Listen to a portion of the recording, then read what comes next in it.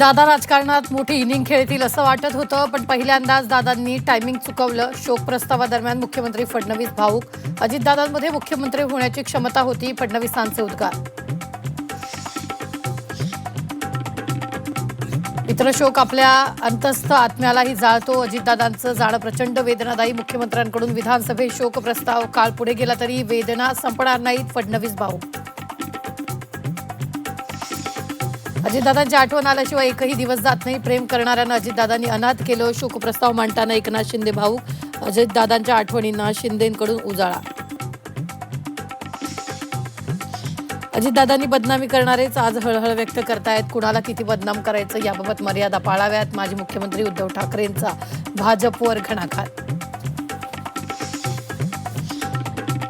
विमान अपघाताच्या तपासासाठी मुख्यमंत्र्यांनी सीबीआयला वेळेची मर्यादा घालून द्यावी. आमदार रोहित पवारांची मागणी.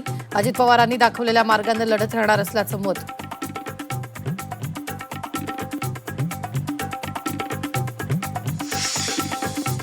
झी 24 तासनं उघड केलेल्या मुंडवा जमीन प्रकरणात दिग्विजय पाटलाला अटक होण्याची शक्यता. कोर्टातून अटकपूर्व जामीन अर्ज मागे घेतल्यानं होणार अटक. बदलापुरातील महिलांच्या अंडाशय तस्करी प्रकरणी पोलिसांचा सखोल तपास सुरू. रॅकेटमध्ये मुंबई ठाण्यातील अनेक बड्या डॉक्टरांचा सहभाग असण्याची शक्यता. पोलिसांकडून अनेक रुग्णालयांची झाडाझडती.